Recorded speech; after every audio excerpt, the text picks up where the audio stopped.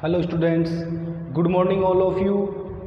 देखो स्टूडेंट्स, अपन लोगों ने लास्ट टाइम गाउस का नियम पढ़ा था कि गाउस का नियम क्या होता है और गाउस के नियम की जो उत्पत्ति है वो किस प्रकार से अपन ने कूलॉम नियम से की थी। ठीक है, तो गाउस का नियम क्या था कि जो फ्लक्स होता है किसी भी पृष्ठ से संबद्ध वो उसमें परिबद्ध कुल आवेश तथा 1/ε0 के गुणनफल के बराबर होता है, इसकी बात की थी।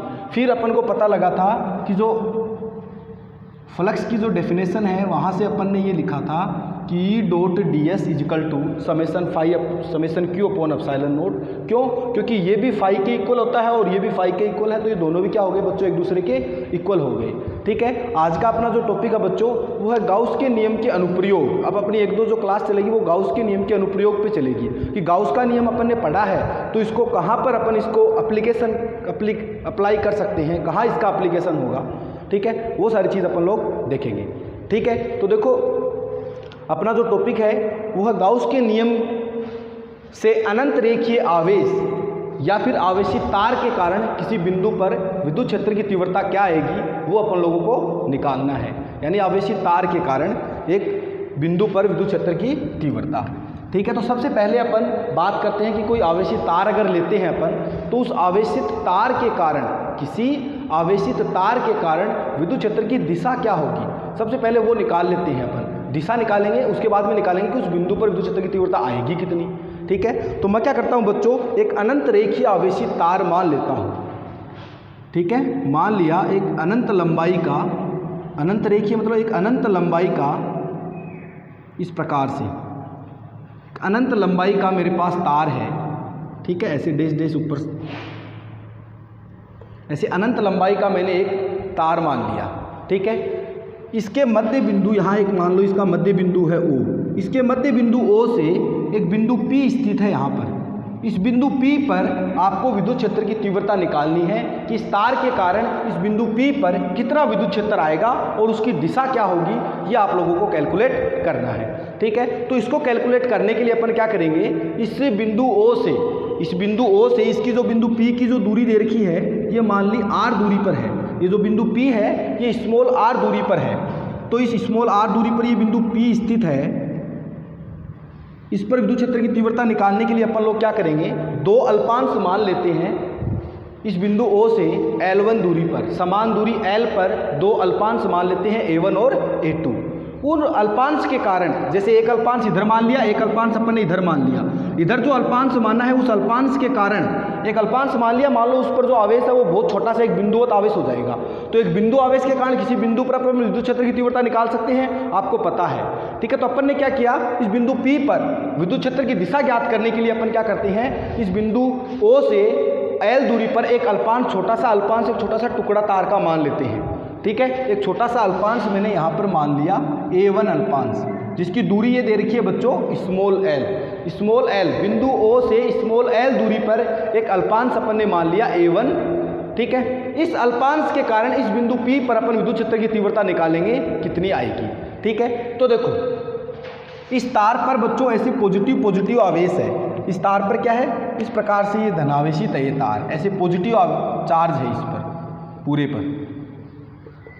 ठीक है, पॉजिटिव चार्ज है इसके ऊपर, पॉजिटिव प्लस Q चार्ज इस पर मान लो, प्लस Q चार्ज इस पर है, पॉजिटिव चार्ज। ठीक है, अब इस बिंदु P पर देखो, मैंने आप लोगों को बार बार में मैं बताता हूँ, किसी बिंदु पर अपन को विद्युत क्षेत्र की तीव्रता निकालनी हो तो अपन क्या करते हैं, उस बिंदु पर क्या करते हैं, एक परीक्षण आवेश रख देते हैं, एक टेस्ट चार्ज रख देते हैं। उस टेस्ट चार्ज पर अपन क्या करते हैं, विद्युत क्षेत्र की दिशा निकालते हैं। उस आवेश के कारण जो अपन ने रख रखा है इधर, उस आवेश के कारण उस बिंदु आवेश पर अपन बल की दिशा निकाल लेंगे। अब जिधर बल की दिशा आएगी उस दिशा में क्या होगी बच्चों, विद्युत क्षेत्र की दिशा होगी। ठीक है, तो अपन क्या करते हैं, इस अल्पांश के कारण, या फिर ऐसे बोल दो कि एक आवेश है यहाँ पर, मान लो ये अल्पांश है, इसको मैं मान लूँ कि यहाँ पर एक छोटा सा आवेश रखा हुआ है प्लस Q आवेश। ठीक है, इस प्लस Q आवेश के कारण इस बिंदु पर विद्युत क्षेत्र की दिशा अपन को निकालनी है। तो क्या करेंगे बच्चों, यहाँ पर एक प्लस Q0 परीक्षण आवेश रख देंगे। मैंने बताया आप लोगों को कि परीक्षण आवेश होता है वो Q0 अपन रखते हैं और वो हमेशा पॉजिटिव होता है, धनात्मक होता है। ये बात पहले अपन डिस्कस कर चुके हैं।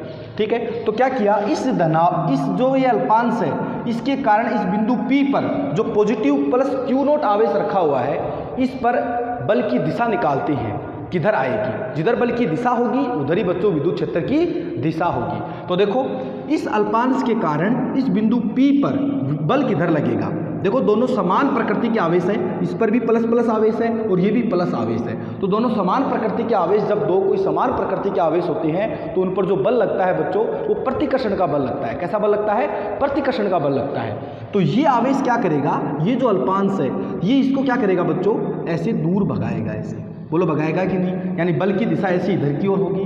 अरे प्रतिकर्षण होता है, जैसे मान लो दो चुंबक प्रतिकर्षित करती तो वो एक दूसरे को ऐसे दूर भगाती है एक चुंबक, तो उसी प्रकार से क्या होगा, ये जो आवेश है यहाँ पर, ये अल्पांश जो है, अल्पांश अपन ने माना है, ये क्या करेगा, इसको इधर की ओर ऐसे दूर भगाएगा। यानी क्या होगा, इस पर विद्युत क्षेत्र की दिशा किधर होगी, इधर की ओर होगी, जिसको मैं बोल देता हूँ DE1। इसके कारण जो विद्युत क्षेत्र की दिशा है बच्चों वो मैंने मानी है DE1, ठीक है, DE1 सदिश या DE1 इस डायरेक्शन में अपन ने क्या किया, इस अल्पांश के कारण A1 अल्पांश के कारण विद्युत क्षेत्र की दिशा मान ली। इसी प्रकार से क्या करता हूँ, इस तार के इधर वाले सिरे की ओर इस सेम लंबाई L पर एक अल्पांश और मान लेता हूँ A2। इस अल्पांश के कारण भी अपन इस बिंदु P पर विद्युत क्षेत्र की दिशा निकालेंगे कि विद्युत क्षेत्र की दिशा किधर आएगी। तो मेरे को बताओ, यहाँ फिर पॉजिटिव आवेश है और यहाँ फिर पॉजिटिव आवेश रखा हुआ है, तो इनके बीच में बोलो कैसा बल लगेगा, बोलो बच्चों प्रतिकर्षण का बल लगेगा, क्योंकि समान प्रकृति के आवेश है तो प्रतिकर्षण का बल लगेगा। तो क्या होगा, ये इस आवेश को ऐसे दूर की ओर भगाएगा। ये क्या करेगा बच्चों, इस आवेश को ऐसे दूर की ओर भगाएगा, ऐसे, ठीक है, इस प्रकार से ऐसे दूर की ओर भगाएगा, ठीक है, ऐसे, ठीक है। जो मैंने माना है इस बिंदु, इस अल्पांश के कारण इस बिंदु पर विद्युत क्षेत्र क्या मान लिया मैंने, DE2 मान लिया है। तो इस पर DE2 विद्युत क्षेत्र की डायरेक्शन क्या होगी बच्चों, इधर की ओर होगी, ठीक है। तो इस प्रकार से बच्चों अपन लोग इन दोनों आवेशों के कारण, इन दोनों अल्पांशों के कारण विद्युत क्षेत्र की दिशा इस बिंदु पर निकाल ली है। क्या आएगी वो अपन को देखना है।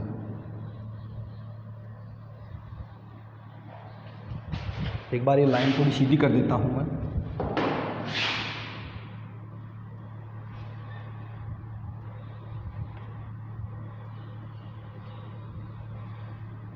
ये मान लो सीधी लाइन है ये, ठीक है। दोनों के कारण अपन विद्युत क्षेत्र की दिशा निकाल ली है। वापिस से एक बार समझ लो कि एक मैंने कैपिटल L या फिर मान लो एक अनंत लंबाई का मैंने एक वायर लिया है जिस पर धनावेशित है वो प्लस Q आवेश उस पर है, ठीक है। उस वायर के कारण, उस तार के कारण या फिर उस रेखीय आवेश के कारण अपन को इस बिंदु P पर कोई उसके एक बिंदु है, लंबवत दूरी R है, उस बिंदु लंबवत दूरी R पर एक बिंदु P स्थित है जिस पर अपन को विद्युत क्षेत्र की तीव्रता या विद्युत क्षेत्र निकालना है, ठीक है। तो देखो ये R दूरी पर है, यहाँ से इस बिंदु P पर अपन को विद्युत क्षेत्र की दिशा निकालते हैं कि इस तार के कारण विद्युत क्षेत्र की दिशा किधर आएगी, ठीक है। तो दिशा निकालने के लिए मैंने क्या किया, इस बिंदु, ये जो O बिंदु है जिसको मैंने माना है कि ये मध्य बिंदु है मान लो, या बिंदु कोई O ले लिया अपन ने, उस बिंदु O से L लंबाई पर एक अल्पांश मान लिया A1। उस अल्पांश के कारण इस बिंदु P पर अपन ने विद्युत क्षेत्र की दिशा निकाली है कि विद्युत क्षेत्र की दिशा क्या आएगी। तो विद्युत क्षेत्र की दिशा बच्चों यहाँ से जो निकाली मैंने, तो यहाँ पर एक परीक्षण आवेश Q नोट रख रखा था। परीक्षण आवेश Q नोट पर ये जो प्लस अल्पांश है यहाँ पर, इस पर धनावेश है, तो ये क्या करेगा, इस पर प्रतिकर्षण का बल लगाएगा जिससे इस पर विद्युत क्षेत्र की दिशा इधर आएगी। और इस पर जो विद्युत क्षेत्र माना है वो मैंने DE1 माना है इसके कारण, ठीक है। फिर ऐसे ही मैंने एक वापस से O से नीचे की ओर एक L लंबाई पर एक अल्पांश A2 लिया। इस अल्पांश के कारण मैंने वापस विद्युत क्षेत्र की दिशा इधर निकाली, जो कि मेरे पास क्या आई बच्चों, DE2 आई है, ठीक है। अब देखो क्या करना है, अब अपन क्या करेंगे बच्चों, यहां से मान लो ये एंगल है, ये भी थीटा है, और ये एंगल ये भी थीटा बना रहा है यहाँ पर। तो ये एंगल क्या होगा बच्चों, इधर से देखो शीर्षाभिमुख कोण है इसका, ये थीटा, और ये इसका शीर्षाभिमुख कोण है, ये भी क्या होगा, थीटा होगा। क्योंकि बच्चों समान लंबाई अपन ने ये ली है और ये लंबाई भी समान है, और ये दोनों में क्या है, कॉमन है, तो ये दोनों कोण भी क्या होंगे बच्चों, बराबर होंगे। तो इसलिए मैंने दोनों कोण थीटा थीटा लिया है, जिससे इसका शीर्षाभिमुख ये हो गया और इसका शीर्षाभिमुख ये हो गया। ये मैंने क्यों लिया, ये कोण क्यों लिए है, क्योंकि मैं क्या करूँगा, इन DE1 और DE2 के घटक लूँगा अभी। तो DE1 और D2 के घटक लेता हूँ तो क्या आएंगे, देखो इसके घटक। DE1 का घटक क्या आएगा बोलो, ये वाला घटक क्या होगा, DE1 का कोस थीटा घटक इधर होगा, DE1 कोस थीटा। DE1 का ये क्या होगा बच्चों, कोस थीटा घटक होगा, DE1 कोस थीटा। जिसके साथ में कोण बनता है वो उसका कोस थीटा घटक होता है, ये मैं बहुत बार बता चुका हूँ। तो इसके साथ में ये कोण बना तो ये क्या होगा इसका DE1 कोस थीटा घटक। अब ये DE2 है, इसका ये वाला घटक कोस थीटा घटक इधर ही होगा इसका भी, तो ये क्या हो जाएगा DE2 कोस थीटा। ये क्या हो गया इसका DE2 कोस थीटा घटक हो गया। ठीक है बच्चों, तो दोनों देखो समान डायरेक्शन में है, तो इसलिए मैंने इनको जोड़ दिया। इनकी जो DE1 और DE2 है इनका परिमाण भी बराबर होगा। क्यों? क्योंकि आवेश सेम होगा और ये दूरी भी दोनों में सेम होगी, तो इसलिए परिमाण बराबर होगा, ये जुड़ गए। ठीक है, अब देखो इस DE1 का साइन थीटा घटक किधर आएगा, इधर की ओर आएगा। DE1 का क्या साइन थीटा घटक इधर की ओर आएगा कि नहीं आएगा, लंबवत, इसके लंबवत, तो ये क्या आएगा DE1 साइन थीटा। बोलो आ गया। इस DE2 का साइन थीटा घटक इधर आएगा लंबवत, ये लो, ये क्या आ गया DE2 साइन थीटा। तो इस प्रकार से अपन ने क्या किया, ये जो DE1 और DE2 थे इनके मैंने क्या कर लिए, घटक कर लिए दोनों के अलग अलग, साइन थीटा और कोस थीटा घटक, या फिर बोल लो क्षैतिज और लंबवत घटक कर लिए। अब देखो लंबवत घटक दोनों अपोजिट डायरेक्शन में है, DE1 साइन थीटा और DE2 sine theta, DE1 sine theta और DE2 साइन थीटा, दोनों लंबवत घटक और दोनों क्या है एक दूसरे के विपरीत दिशा में है। तो विपरीत दिशा में है तो बच्चों क्या होगा, ये एक दूसरे को कैंसिल आउट कर देते हैं। अब कैंसिल आउट क्यों करेंगे, क्योंकि DE1 और DE2 का जो मान होगा बच्चों वो समान होगा। कैसे होगा, क्योंकि आवेश दोनों पे सेम है, ये दूरी दोनों की बराबर ही होगी, क्योंकि ये दूरी बराबर है, ये दूरी बराबर, तो ये भी दोनों की सेम ही आएगी। तो इसलिए DE1 और DE2 का जो परिमाण है वो तो बराबर है, लेकिन यहाँ पर DE1 साइन थीटा और DE2 साइन थीटा जो है बच्चों वो विपरीत दिशा में होने के कारण एक दूसरे को कैंसल आउट कर देते हैं, निरस्त कर देते हैं। जबकि DE1 कोस थीटा और DE2 कोस थीटा समान दिशा में होने के कारण जुड़ जाते हैं। ठीक है, तो इन दोनों अल्पांशों के कारण इस बिंदु P पर जो विद्युत क्षेत्र की दिशा आई है वो किधर आई है, इसके लंबवत जो लाइन मिला रही है उस दिशा में, इस दिशा में आई है। इन दोनों अल्पांशों के कारण, इसके कारण और इसके कारण विद्युत क्षेत्र की दिशा इधर आएगी, क्योंकि ये तो कैंसिल आउट कर देगा, तो दोनों इस दिशा में ही आएगी दोनों के कारण। तो इस प्रकार से अपन अगर और भी बहुत छोटे छोटे अल्पांश लें, ऐसे बहुत छोटे छोटे अल्पांश और भी ले लें और इस बिंदु P पर विद्युत क्षेत्र की दिशा निकालेंगे, तो लंबवत घटक तो वापस सारे के सारे एक दूसरे को कैंसिल आउट करते रहेंगे, लेकिन ये वाले घटक इधर क्या रहेंगे, जुड़ते रहेंगे। तो इसलिए इस तार के कारण इस बिंदु P पर जो परिणामी विद्युत क्षेत्र की तीव्रता आती है बच्चों वो क्या आएगी, इसके लंबवत इधर की ओर बाहर की ओर ऐसे आएगी। तो इस प्रकार से बच्चों अपन विद्युत क्षेत्र की दिशा निकाल सकते हैं। मेरे ख्याल से तो आप लोगों को बात ये समझ में आई होगी। ठीक है, तो देखो अपन लिखते हैं, ये मान लो तार AB है, इसको नाम दे दिया मैंने AB। ठीक है, ये दिख नहीं रहा है यहाँ पर, ये AB मान लो तार है मेरे पास, तो मैं लिखता हूँ माना AB एक अपरिमित लंबाई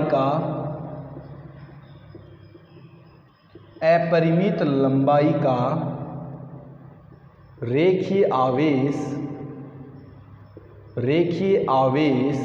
जिसको अपन बोल सकते हैं बच्चों ये आवेशित तार ही है एक तरीके से, आवेशित तार, रेखीय आवेश भी बोला जा सकता है और आवेशित तार भी बोला जा सकता है, जो धनावेशित है।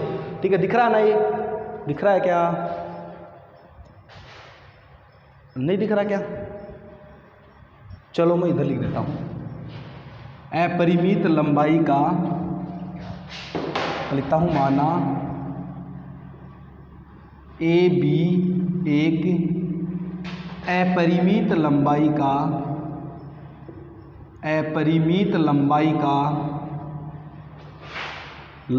का रेखीय आवेश, ब्रैकेट में लिख लो आवेशित तार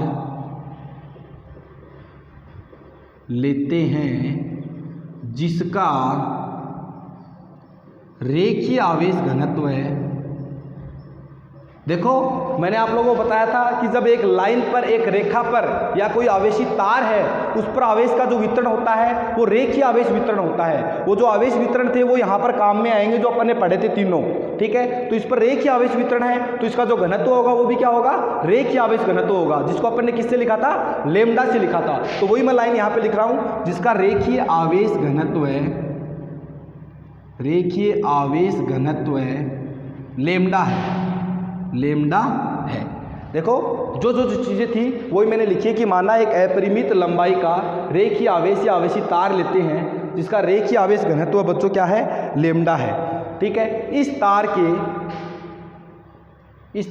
तार ही मान लेते हैं, इस तार के बिंदु O से स्मॉल r, बिंदु O से लंबवत, ऐसे लिख लेते हैं, बिंदु O से तार के लंबवत,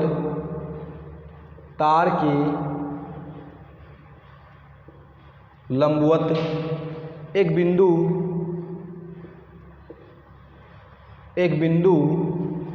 P तार के लंबवत स्मॉल r दूरी पर, ऐसे लिख लो, लंबवत स्मॉल r दूरी पर एक बिंदु P लेते हैं जिस पर विद्युत क्षेत्र की तीव्रता ज्ञात करनी है। ये आप लोग थ्योरी लिख लो और फिर उसके नीचे डायग्राम बना लो, वीडियो को पॉज करके फटाफट लिख लो, जल्दी से लिखो। ठीक है, मैं मिटा रहा हूँ, देखो ये आप लोग वीडियो को पॉज कर सकते हो, स्क्रीनशॉट ले सकते हो। अब देखो आगे क्या किया अपन ने, ये तो जो बात थी, जो तार वगैरह लिया था वही है। आगे अपन लिखेंगे कि बिंदु O से समान दूरी L पर, इसके दोनों ओर, बिंदु O के दोनों ओर समान दूरी L पर दो अल्पांश A1 तथा A2 लेते हैं। तो अपन लिखते हैं बिंदु O के दोनों ओर समान दूरी L पर दो अल्पांश A1 तथा A2 लेते हैं। अब देखो इन अल्पांशों के कारण जो विद्युत क्षेत्र की तीव्रता है वो बिंदु P पर क्रमशः कितनी है, बोलो बच्चों, DE1 और DE2। ठीक है, तो अपन को लिखना है इन अल्पांशों के कारण बिंदु P पर विद्युत क्षेत्र की तीव्रता क्रमशः या विद्युत क्षेत्र क्रमशः DE1 तथा DE2 है। क्या है बच्चों, DE1 तथा DE2 है। ठीक है, अब देखो DE1 तथा DE2 का जो परिमाण है बच्चों वो तो बराबर है, लेकिन दिशा क्या है, दोनों की अलग अलग है। DE1 का जो अल्पांश A1 है उसके कारण विद्युत क्षेत्र की जो तीव्रता DE1 मानी है उसकी तीव्रता की दिशा किधर है, बोलो बच्चों, A1 P की ओर। देखो A1 P की ओर, A1 से P की ओर, और इस अल्पांश के कारण क्या है बच्चों, A2 से P की ओर। तो इसके नीचे अपन लिख सकते हैं DE1 तथा DE2 का परिमाण तो बराबर होगा, लेकिन दिशा क्रमशः किधर होगी, बोलो, DE1 की किधर है, A1 P की ओर, क्रमशः A1 P तथा दूसरी क्या होगी, बोलो बच्चों, A2 P की ओर। तो A2 P की ओर होती है।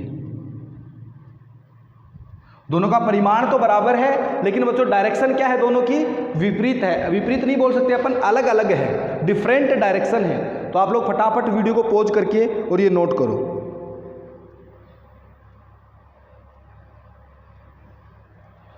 अब आगे क्या करना है, ये दो विद्युत क्षेत्र हैं दोनों DE1 और DE2, इनको जो रेखा OP है इसकी दिशा में और इसके लंबवत घटकों में वियोजित करते हैं। ठीक है, तो मैं लिख सकता हूँ, मिटा रहा हूँ मैं इसको, आप लोग वीडियो को पॉज करके लिखो, क्योंकि ज़्यादा देर में रुक नहीं सकता, फिर वीडियो लंबा चला जाएगा। तो वीडियो को नोट करना हो तो वीडियो को पॉज कर लिया करो पूरा लिखने के बाद में, और फिर नोट कर लिया करो, या फिर साथ साथ में बोल भी रहा हूँ तो साथ साथ में भी नोट कर सकते हो, अभी तो लिख ही रहा हूँ। तो अपन लिख सकते हैं इन विद्युत क्षेत्रों DE1 तथा DE2 को रेखा OP के अनुदिश तथा लंबवत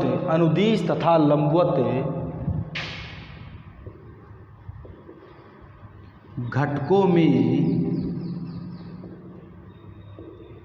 वियोजित करते हैं, यानी घटकों के अंदर इनको तोड़ते हैं। तो लंबवत घटक DE1 sin थीटा तथा DE2 sin थीटा एक दूसरे की विपरीत दिशा में होने के कारण एक दूसरे को कैंसिल कर देते हैं, निरस्त कर देते हैं, और DE2 cos थीटा और DE2 sin theta D2 cos theta और D1 cos थीटा परस्पर जुड़ जाते हैं। ठीक है बच्चों, तो इनका लंबवत घटक यहाँ पर लिख सकते हैं,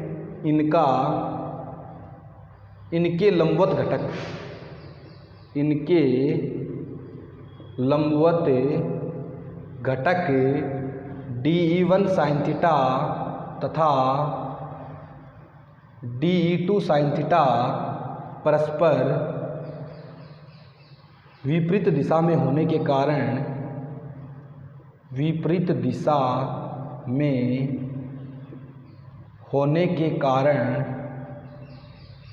एक दूसरे को निरस्त कर देते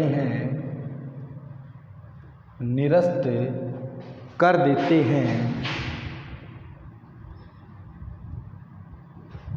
जबकि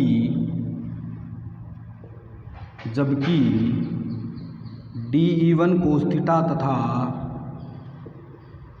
DE2 cos थीटा समान दिशा में होने के कारण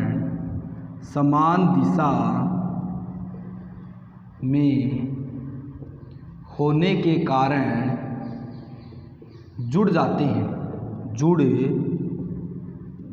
हैं।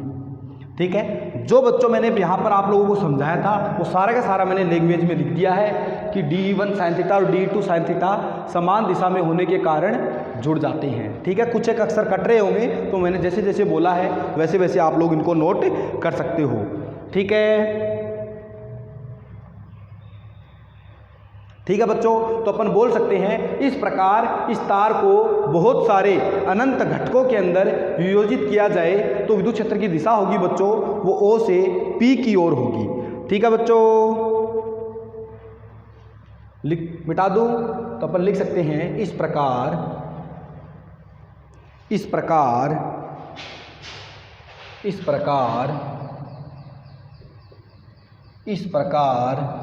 अपरिमित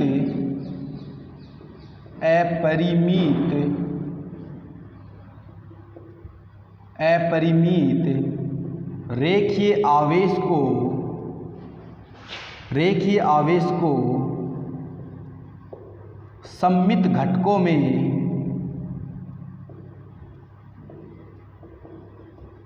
वियोजित किया जाए तो प्रत्येक युग्म के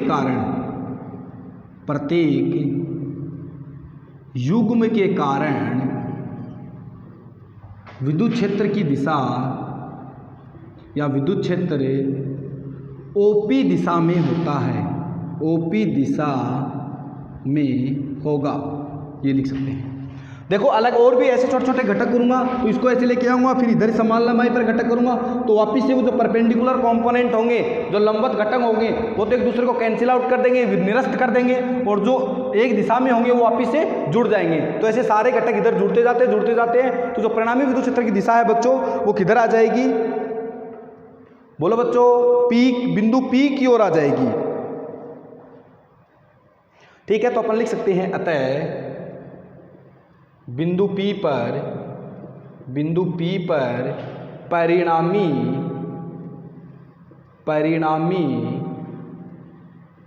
विद्युत क्षेत्र की दिशा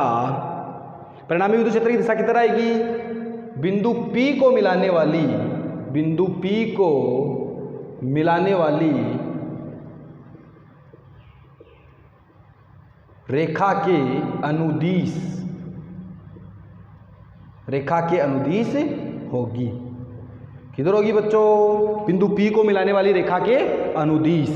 ठीक है, तो इस प्रकार से अपन बच्चों क्या कर सकते हैं, इसकी दिशा है वो बता सकते हैं। ठीक है, आप लोग फटाफट इसको नोट करो। तो दिशा के लिए मैंने आप लोगों को बता दिया है। फिर अपन लोग अब फाइंड करेंगे कि जो विद्युत क्षेत्र की दिशा तो निकाल ली, अब विद्युत क्षेत्र जो है उसका परिमाण कितना आएगा अपने पास में, वो अपन लोगों को निकालना है। तो आप लोग फटाफट नोट करो।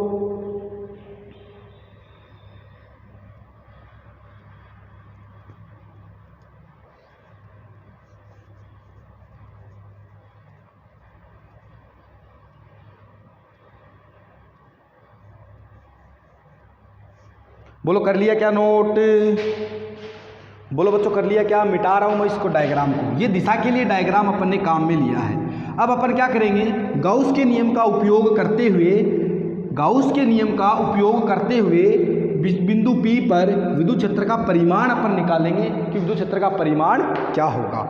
ठीक है बच्चों, तो परिमाण निकालने के लिए अपन क्या करेंगे, देखो गाउस नियम का उपयोग करते हैं। तो मैंने आप लोगों को बताया है कि गाउस नियम में क्या किया था, गाउस ने एक काल्पनिक पृष्ठ की कल्पना की थी जिसे अपन ने गाउसीय पृष्ठ बोला था। यानी वो जो संपूर्ण आवेश था उस गाउसीय पृष्ठ के अंदर होना चाहिए। तो उसने क्या किया, ये जैसे लंबाई का जो तार था अनंत लंबाई का, तो उसने क्या किया, एक L लंबाई कर तार के कारण विद्युत क्षेत्र की तीव्रता निकाल ली। ठीक है, बिंदु P पर। तो क्या किया, एक L लंबाई का उस जो रेखीय तार है उसको केंद्र मानते हुए एक L लंबाई के गाउसीय पृष्ठ यानी गाउसीय बेलनाकार पृष्ठ की कल्पना की। एक बेलन इसके चारों ओर मान लिया। ठीक है, मान लो ये तार ऐसे रखा हुआ है, इसके चारों ओर एक खोखला बेलन रख दिया इस प्रकार से। ठीक है, एक बेलन इसके अंदर ऐसे रख दिया, ऐसे नहीं रखते क्या, ऐसे इसके अंदर इस प्रकार से एक बेलन है वो रख दिया इसके चारों ओर। अब क्या हुआ, वो बेलन मान लिया गाउसीय पृष्ठ, तो क्या हो गया, संपूर्ण जो आवेश था इसका वो इसके अंदर ही परिबद्ध हो गया, क्योंकि इसके ऊपर जो आवेश था तार के वो सारा का सारा क्या आ गया, इस गाउसीय पृष्ठ के अंदर आ गया। ठीक है, तो उसने क्या किया, विद्युत क्षेत्र की तीव्रता का परिमाण निकालने के लिए एक गाउसीय पृष्ठ की कल्पना की। अब अनंत रेखीय जो आवेश होता है या फिर रेखीय जो आवेश होता है उसके लिए जो गाउसीय पृष्ठ है बच्चों, वो अपन एक बेलन को मानते हैं, एक बेलनाकार पृष्ठ मानते हैं। ठीक है, तो उसने क्या माना कि गाउसीय पृष्ठ मान लिया। यहां दिखा रहा हूं,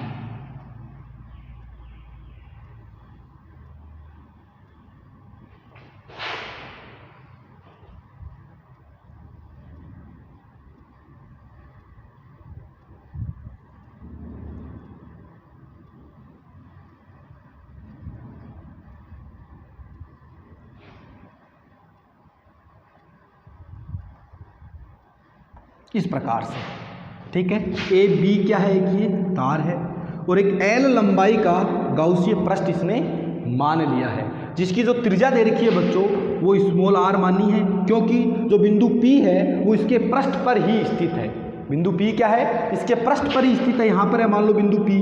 तो इस बिंदु P के पर अपन विद्युत क्षेत्र की तीव्रता अपन को निकालनी है, तो इसकी जो दूरी है वो तो r हो जाएगी ना, दूरी तो r हो जाएगी ना, तो इसलिए इसकी त्रिज्या क्या होगी बच्चों, r त्रिज्या का और L लंबाई का एक गाउसीय पृष्ठ, गाउसीय बेलनाकार पृष्ठ की उसने कल्पना कर ली, जिसके सेंटर के अंदर, सेंटर से जो लाइन जाती है वहां पर जो तार है बच्चों वो रखा हुआ है। ठीक है, तो अपन बोल सकते हैं कि विद्युत क्षेत्र की तीव्रता का परिमाण ज्ञात करने के लिए नीचे लिखना है पैराग्राफ चेंज करके, विद्युत बिंदु P पर, ऐसे लिखो, बिंदु P पर विद्युत क्षेत्र की तीव्रता का परिमाण ज्ञात करने के लिए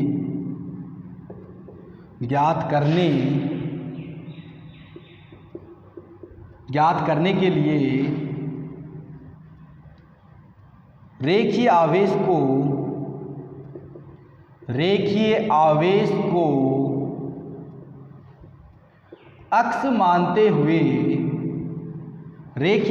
को अक्ष मानते हुए एक L लंबाई के बेलनाकार गाउसीय पृष्ठ की कल्पना करते हैं, बेलनाकार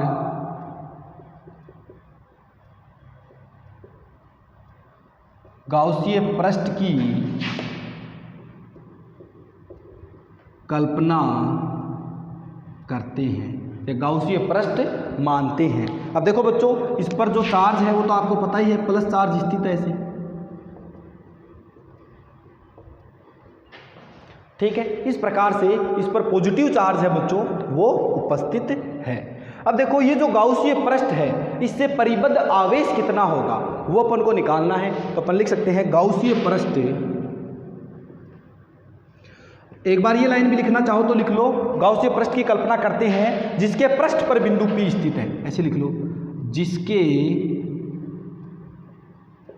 पृष्ठ पर बिंदु P स्थित है, P स्थित है, यानी इसके पृष्ठ पर क्या है बच्चों, ये जो बिंदु P है ये स्थित है, ठीक है। तो देखो गाउसीय पृष्ठ से परिबद्ध आवेश, इस गाउसीय जो पृष्ठ अपन ने माना है इससे परिबद्ध कितना आवेश है, परिबद्ध आवेश समेशन Q। देखो इधर देखो, आप लोगों ने लेमडा क्या लिखा था बच्चों, Q/L लिखा था, या समेशन Q/L आप लोगों ने लिखा था। लेमडा बराबर L लंबाई थी तार की जो भी थी। तो यहाँ से अगर अपन वैल्यू निकालना चाहें समेशन Q की, तो वो क्या आती है बच्चों, लेमडा इंटू L आती है। तो इसलिए इस पर जो चार्ज है गाउसीय पृष्ठ के से परिबद्ध, गाउसीय पृष्ठ के अंदर जो आवेश है वो अपन निकालना चाह रहे हैं, तो वो क्या आएगा बच्चों, लेमडा L आएगा। बोलो बात समझ में आ गई, ये अपने पास में आ गई इक्वेशन नंबर 1। इस गाउसीय पृष्ठ जो परिबद्ध आवेश है वो अपन लोगों ने रेखीय आवेश घनत्व के फॉर्मूले से निकाल लिया, जो कि सबसे पहले मैं लिख चुका हूं कि ये जो तार है इसका जो रेखीय आवेश घनत्व है, या फिर ये जो रेखीय आवेश है इसका जो रेखीय आवेश घनत्व है वो लेमडा है, ठीक है। और इसकी L लंबाई अपन ने इस गाउसीय पृष्ठ की मानी है, तो इससे जो परिबद्ध आवेश आएगा बच्चों, क्योंकि L लंबाई का ही तार होगा बीच के अंदर ये, तो इस L लंबाई के रेखीय तार के कारण या रेखीय आवेश के कारण इस काल्पनिक पृष्ठ के अंदर कितना आवेश परिबद्ध है वो इतना आएगा। ये मैंने जो रेखीय आवेश घनत्व था उसकी परिभाषा से यहाँ से लिखा है, तो जिस बच्चे ने वो नहीं पढ़ा है वो पढ़ सकते हो, ठीक है। तो अपन लिख सकते हैं अतः गाउस के नियम से, अब गाउस का नियम काम में ले रहे हैं, गाउस के नियम से, गाउस का नियम क्या कहता है, फाई बराबर समेशन ऑफ E.ds समाकलन का चिन्ह लगा दिया, E.ds बराबर क्या आता है बच्चों, समेशन Q/ε0। क्या आएगा बच्चों, समेशन Q/ε0। तो देखो इस समीकरण को अपन क्या लिख सकते हैं, ये समेशन Q का जो मान है वो यहाँ लिख सकता हूँ मैं, क्या समेशन Q का मान मैं यहाँ लिख सकता हूँ लेमडा इंटू L, ठीक है। तो मैं इसको मिटा रहा हूँ, ऊपर जो मैंने लिखा है उसको देखो, बहुत ही आसान सा डेरिवेशन है, ध्यान से देखना। देखो इस फाई को तो अपन लिख नहीं रहे, अब E.ds वेक्टर बराबर समेशन Q की जगह लिख दिया लेमडा L, क्या लिख दिया, लेमडा L/ε0। ये मैंने बोल दी बच्चों इक्वेशन नंबर 2। अपने पास में जो आ गया है वो समाकलन of E vector into ds vector dot ds vector बराबर आ गया लेमडा L/ε0, ठीक है। अब देखो बच्चों क्या है कि जो गाउसीय पृष्ठ है इसके अपन 3 पृष्ठ मान सकते हैं, ठीक है, 3 क्षेत्रफल अल्पांश मान सकते हैं। पहला तो ये वाला क्षेत्रफल S1 ले ले, एक ये क्षेत्रफल S2 ले ले, और एक इसका जो ये वक्र पृष्ठ है। देखो आप ऐसे कल्पना करो कि जैसे मान लो ये कोई बेलनाकार पृष्ठ है, बेलन, ठीक है, तो इसका एक तो ये इधर वाला वक्र पृष्ठ होगा, इसके कारण विद्युत क्षेत्र होगा इस बिंदु पर, और एक ये जो पृष्ठ है इसके कारण भी विद्युत क्षेत्र होगा, और एक ऊपर वाला जो पृष्ठ है इसके कारण भी विद्युत क्षेत्र होगा। तो इस प्रकार से अपन क्या कर सकते हैं, वो जो बेलन है उसको 3 ऐसे क्षेत्रफल मान सकते हैं अलग अलग, एक तो ऊपरी पृष्ठ उसका, एक वक्र पृष्ठ और एक नीचे वाला वर्ताकार पृष्ठ। ये ऊपर वाले और नीचे वाले वर्ताकार पृष्ठ है दोनों, और ये वाला क्या है इसका वक्र पृष्ठ है। तो ऐसे अपन बच्चों इसको 3 भागों में डिवाइड कर सकते हैं, ठीक है। तो देखो मैं लिख सकता हूं बेलनाकार पृष्ठ को, बेलनाकार पृष्ठ को 3 भागों में विभाजित कर सकते हैं। कौन कौन से हैं 3 भाग? एक तो ऊपरी वर्ताकार पृष्ठ, ऊपरी वर्ताकार पृष्ठ जिसको मैं बोल देता हूं बच्चों S1, जिसको क्या बोल दिया? S1, ऊपरी वर्ताकार पृष्ठ S1। ये समझ में आ गया ना, समेशन क्यूरी में इसको मिटा रहा हूं। ठीक है, एक कौन सा पृष्ठ हो जाएगा बच्चों? दूसरा कौन सा हो जाएगा?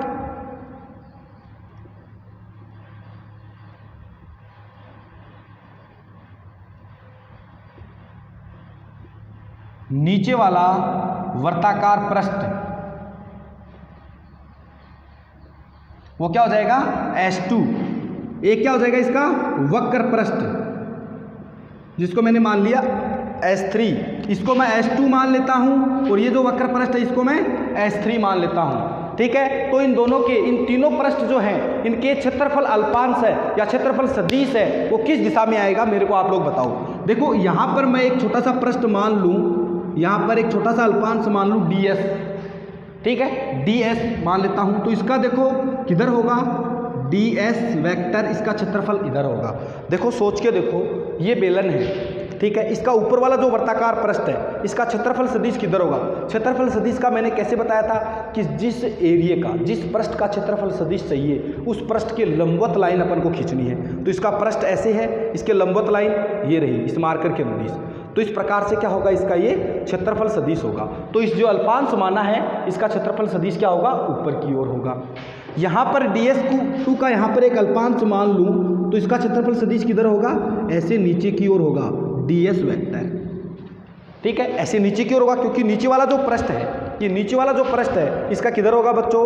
इस प्रकार से, ये जो नीचे वाला वर्ताकार पृष्ठ है, इसका किधर होगा? ऐसे नीचे की ओर होगा। ठीक है, अब ये जो वक्र पृष्ठ यहाँ पर आया है, यहाँ पर अपन मानते हैं, यहाँ पर भी एक मान लेते हैं क्षेत्रफल, यहाँ पर इस बिंदु P के पास में। तो यहाँ पर जो S3 अपन ने माना है, जो वक्र पृष्ठ S3 है, इसका क्षेत्रफल सदिश कैसे होगा? तो देखो यही है, इसका क्षेत्रफल सदिश कैसे होगा? इस पृष्ठ का ऐसे लंबवत होगा, इस पृष्ठ के ऐसे। तो इसी प्रकार से यहाँ पर अपन दिखा सकते हैं, इसका जो क्षेत्रफल सदिश आएगा वो इस प्रकार से आएगा, DS वेक्टर। क्या बोलो, ये क्षेत्रफल सदिश लेना बात समझ में आई आप लोगों को? कि जो अपन ने इसका मान निकालने के लिए बच्चों, क्योंकि यहाँ पर अपने पास में समाकलन आ रहा है, तो ऐसे छोटे छोटे अल्पांश अपन मान के देख लेते हैं। ये एक अपन ने पृष्ठ मान लिया, ऊपरी पृष्ठ ये वाला, जिसका क्षेत्रफल सदिश ऊपर की ओर होगा, DS वेक्टर। ये वक्र जो पृष्ठ है S3 माना है, ये इधर की ओर होगा, और ये जो S2 जो वर्ताकार पृष्ठ है नीचे वाला, इसका जो क्षेत्रफल सदिश होगा बच्चों, वो इस प्रकार से नीचे की ओर होगा। बोलो बात समझ में आ गई? तो इस प्रकार से अपन बच्चों ये जो है, इसको किस प्रकार से लिख सकते हैं? देखो ये जो समीकरण है, अतः समीकरण 3 को निम्न प्रकार से लिखा जा सकता है, निम्न प्रकार से लिख सकते हैं। किस प्रकार से? देखना ध्यान से, क्या लिख रहा हूं? E.ds वेक्टर S1, क्योंकि पहला क्षेत्रफल, इसके कारण विद्युत क्षेत्रफल, ये जो क्षेत्र भाग माना है, इस भाग के कारण विद्युत क्षेत्र और इस भाग के कारण विद्युत क्षेत्र, तीनों का मैं जोड़ कर दूंगा तो मेरे पास कुल विद्युत क्षेत्र नहीं मिल जाएगा क्या? या इन तीनों के कारण जो फ्लक्स आ रहा है उनको मैं जोड़ दूं तो कुल फ्लक्स आ जाएगा मेरे पास में। तो इसलिए मैं S1 के कारण प्लस E.ds इसके कारण, S2 के कारण प्लस E.ds वेक्टर S3 के कारण कितना आएगा? Lambda L upon epsilon note. क्या है बच्चों? Lambda L upon epsilon note. तो इस प्रकार से बच्चों अपन लोग इनको लिख सकते हैं। ठीक है, अब देखो इनके बीच में कोण है वो कैसे कैसे बन रहा है, आप लोग मेरे को बताओ। यहाँ पर एक बिंदु P होगा, उस बिंदु P पर इस तार के कारण विद्युत क्षेत्र की तीव्रता क्या इधर आएगी? क्या बच्चों इधर आएगी? क्योंकि मैंने अभी अभी विद्युत क्षेत्र की दिशा निकाली थी, जो बताई थी कि इस तार के लंबवत इधर की ओर होती है, हर बिंदु पर विद्युत क्षेत्र की दिशा इधर की ओर होगी। ठीक है, तो इस बिंदु पर भी विद्युत क्षेत्र की दिशा किधर आएगी? इधर की ओर। इस बिंदु पर बोलो किधर की ओर आएगी? इस बिंदु पर तो इधर की ओर ही आ जाएगी। इस बिंदु पर बोलो किधर की ओर आएगी? इधर की ओर। इस प्रकार से ठीक है। तो इस प्रकार से क्या होगा, विद्युत क्षेत्र की दिशा दिखा दी। अब मेरे को बताओ जो पहले वाला जो S1 है इसको मैं लिखना चाहूँ, मैं इसको मिटा रहा हूँ बच्चों ऊपर वाले को, आप लोग वीडियो को रिवर्स करके देख लेना कहीं कोई दिक्कत आए तो, ठीक है। देखो इसको क्या मैं ऐसे लिख सकता हूँ, S1 EDS cos theta plus S2 EDS cos theta plus S3 EDS cos theta बराबर lambda L upon epsilon naught. बराबर क्या आएगा बच्चों, lambda L upon epsilon naught. ठीक है, बोलो बात समझ में आ गई, आ गई क्या बच्चों। डॉट प्रोडक्ट था, डॉट प्रोडक्ट को मैं ऐसे परिमाण के रूप में लिखूंगा तो कोस थीटा काम में लेता हूँ डॉट प्रोडक्ट के लिए, और क्रॉस प्रोडक्ट के लिए साइन थीटा काम में लेता हूँ। तो ये डॉट प्रोडक्ट था तो मैंने क्या किया, इसको इस प्रकार से लिख दिया कोस थीटा की फॉर्म में। अब जो पहला जो है, पहला जो यहाँ पर अल्पांश दे रखा है, पहला जो पृष्ठ माना है S1 जो पृष्ठ माना है, इसका जो क्षेत्रफल सदिश है और जो विद्युत क्षेत्र सदिश है, इनके बीच में कोण कितना बन रहा है आप लोग मेरे को बताओ। पहला जो S1 पृष्ठ है, S1 जो पृष्ठ माना है, उस पृष्ठ का जो क्षेत्रफल सदिश है DS सदिश और E सदिश है, उनके बीच में कोण कितना बन रहा है बताओ। क्या बच्चों ये 90 डिग्री का कोण नहीं बन रहा क्या, क्या ये 90 डिग्री का कोण नहीं बन रहा, क्या बोलो, बन रहा है ना। तो इनके बीच का कोण थीटा कितना है, 90 डिग्री। तो मैं इसको क्या लिख सकता हूँ, EDS cos 90 प्लस ये S1 है, S2 का बोलो क्या बन रहा है, S2 ये रहा। तो इनके बीच में कोण बोलो कितना बन रहा है, ये इधर की ओर है और ये इधर की ओर है, तो दोनों के बीच में कोण बोलो कितना बन रहा है, इनके बीच में भी 90 डिग्री। तो अपन लिख सकते हैं EDS cos 90 degree plus S3 में बोलो कितना कोण बन रहा है, EDS cos बोलो कितना कोण बन रहा है। देखो दोनों समान दिशा में हैं, तो समान दिशा में होने के कारण दोनों के बीच में कोण कितना है बच्चों, 0 डिग्री। तो मैं इसको क्या लिख सकता हूँ, cos 0 डिग्री बराबर lambda L upon epsilon naught. बराबर क्या आएगा, lambda L upon epsilon not. बोलो इतनी बात समझ में आ गई। अब देखो cos 90 की वैल्यू कितनी होती है, 0। cos 90 की वैल्यू 0, तो ये वाली पूरी टर्म क्या हो गई, 0 प्लस ये वाली टर्म भी क्या हो गई, 0 प्लस ये क्या आएगा, देखो cos 0 की वैल्यू क्या हो गई, EDS cos 0 कितना होता है बच्चों, 1। तो cos 0 कितना हो गया, 1, और ये क्या आ गया बच्चों, lambda L upon epsilon not. तो इसको अपन इस प्रकार से लिख सकते हैं, ये cos 90 0, तो ये पूरी टर्म 0, ये cos 90 0, ये पूरी टर्म 0, और ये cos 0 1, तो इसलिए इसको 1 से मल्टीप्लाई करूँगा, क्या आएगा, E डॉट DS बराबर। इसको बंद समाकलन के रूप में लिखना चाहो तो आप ऐसे इनके बीच में गोले लगा सकते हो। बोलो मेरे ख्याल से इतनी बात समझ में आ गई होगी। यहाँ से अपने पास में ये जो इक्वेशन आती है वो ये आती है, EDS बराबर lambda L upon epsilon not. ये लो बच्चों, ये अपने पास में एक इक्वेशन निकल के आ गई, ठीक है। और ये क्या है बच्चों, इस वक्र पृष्ठ के कारण ही आया है। ये जो दोनों ऊपर वाले जो पृष्ठ माने थे इनके कारण तो क्या हो गया, 0 हो गया, ठीक है, क्योंकि लंबवत थे दोनों, क्षेत्रफल सदिश और E, ठीक है। अब ये जो पूरा आया ये पृष्ठ के कारण ही आया है, तो अपन लिख सकते हैं ये जो E यहाँ पर आएगा किसके कारण आएगा, पृष्ठ के कारण। तो अपन बोल सकते हैं बेलनाकार पृष्ठ के, बेलनाकार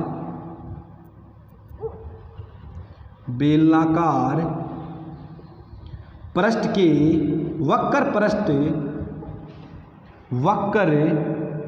पृष्ठ के कारण बिंदु P पर विद्युत क्षेत्र का परिमाण समान होता है, समान होगा। अतः अब विद्युत क्षेत्र का परिमाण समान होगा मतलब कांस्टेंट होगा, तो कांस्टेंट जो टर्म होती है उसको अपन समाकलन के चिन्ह से बाहर लेके आते हैं। तो इसको मैं मिटाऊं तो देखो कांस्टेंट जो टर्म है उसको मैं समाकलन के चिन्ह से बाहर लेके आ जाऊंगा, तो मेरे पास में क्या इक्वेशन बचेगी, देखो E को बाहर लेके आ गया समाकलन के चिन्ह से, अंदर क्या बचा, DS बराबर lambda L upon epsilon not. अब देखो समाकलन ऑफ DS से क्या मतलब है, एक छोटा सा जो अल्पांश लिया है, ऐसे अगर बहुत सारे छोटे छोटे अल्पांश हो और उनका अपन क्या निकाले बच्चों, समाकलन कर दे। समाकलन का मतलब जोड़ करना, तो ऐसे छोटे छोटे सारे अल्पांश जो इसके वक्र पृष्ठ पे होंगे उनको जोड़ दूंगा, तो क्या इस बेलन का पूरा वक्र पृष्ठ आ जाएगा, क्या इस बेलन का पूरा वक्र पृष्ठ होगा?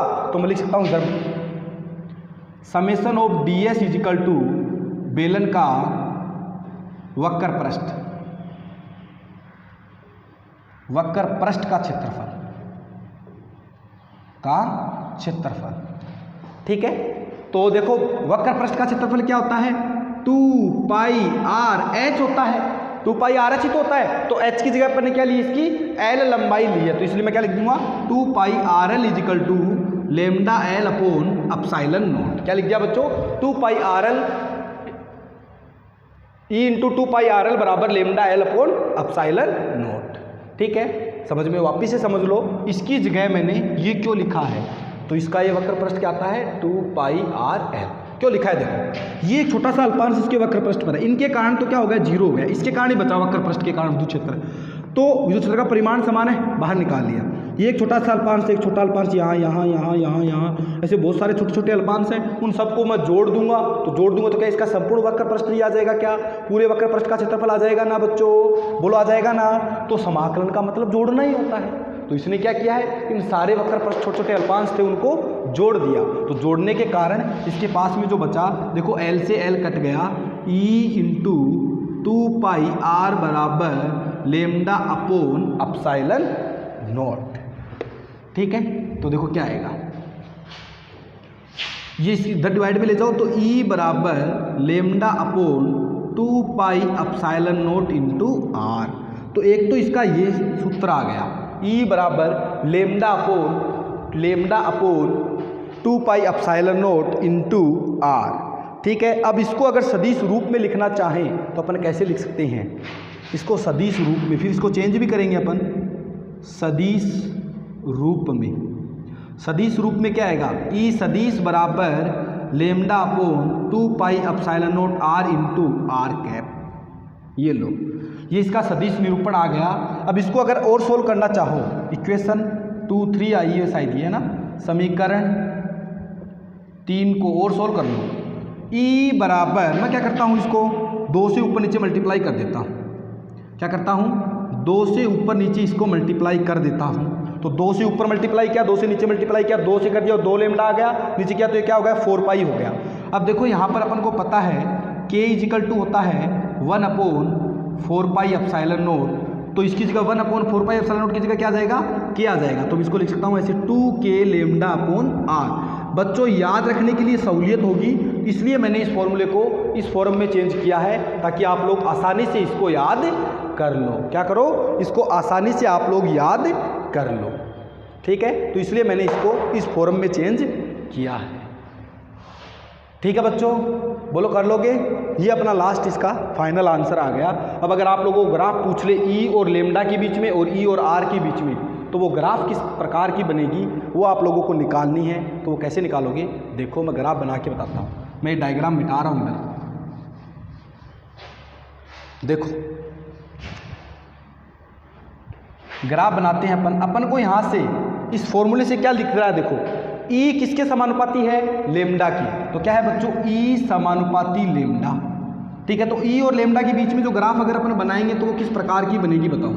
ये ई सदिश है, इधर ई है और इधर लेमडा ले लिया मैंने इस एक्सिस पे। तो जब दोनों समानुपाती हैं, यहाँ से देखो दोनों समानुपाती हैं, तो दोनों के बीच में समानुपाती का ग्राफ, कोई भी दो क्वांटिटी अगर समानुपाती हो तो उनके बीच में जो ग्राफ है बच्चों वो किस प्रकार का बनता है? समानुपाती का। तो इनका जो ग्राफ होगा बच्चों वो कैसे बनेगा? ऐसे समानुपाती का। क्यों बना? क्योंकि ई समानुपाती क्या है? लेमडा है। ठीक है, दूसरा अगर अपन ग्राफ बनाना चाहें ई और आर के बीच में, तो यहाँ ई और आर में कैसा रिलेशन है? व्युत्क्रमानुपाती का रिलेशन है, यानी ई व्युत्क्रमानुपाती है बच्चों आर की। तो इसलिए इसका जो ग्राफ बनेगा वो कैसा बनेगा बताओ आप लोग? देखो व्युत्क्रमानुपाती का ग्राफ कैसे बनता है? ये इधर ई है और ये इधर आर है। ई और आर के बीच में अगर मैं ग्राफ बनाऊंगा, नहीं दिख रहा क्या? चलो मैं थोड़ा सा इधर बना देता हूँ। ई और आर के बीच में अगर मैं ग्राफ बनाऊंगा तो किस प्रकार का ग्राफ बनेगा वो आप लोगों को देखना है। ये ई है, तो देखो व्युत्क्रमानुपाती का ग्राफ जो होता है बच्चों वो पैराबोलिक ग्राफ बनता है। कैसा ग्राफ बनता है? पैराबोलिक ग्राफ, परवलयाकार। तो इस प्रकार से बच्चों क्या होगा? इसका ग्राफ बनेगा। ठीक है, क्यों? क्योंकि ये ई और आर क्या है? एक दूसरे के व्युत्क्रमानुपाती हैं। ठीक है। तो इस प्रकार से बच्चों अपन लोग विद्युत क्षेत्र की दिशा अपन को पता लगी कि एक तार के कारण क्या होगी, इस तार के कारण इस बिंदु P पर विद्युत क्षेत्र की दिशा किधर होगी, इधर की ओर। इस तार से इस जो बिंदु O माना था, इसको जो बिंदु P से जो रेखा मिला रही है ना, उस रेखा के अनुदिश होगी। और विद्युत क्षेत्र की दिशा का परिमाण कितना आएगा, विद्युत क्षेत्र आएगा कितना, 2K लैम्डा अपॉन R, या फिर lambda upon 2 pi epsilon not into R। ये फॉर्मूला सरल रहेगा याद रखने में, ठीक है। तो इस प्रकार से अपन ये निकाल सकते हैं, ठीक है बच्चों। तो उम्मीद करता हूँ आप लोगों को ये टॉपिक बहुत आसानी से समझ में आया होगा। क्लासेज को आप लोग कंटिन्यू से देखते रहो, ठीक है। तो आज के लिए बच्चों बस इतना, बाकी रहेगा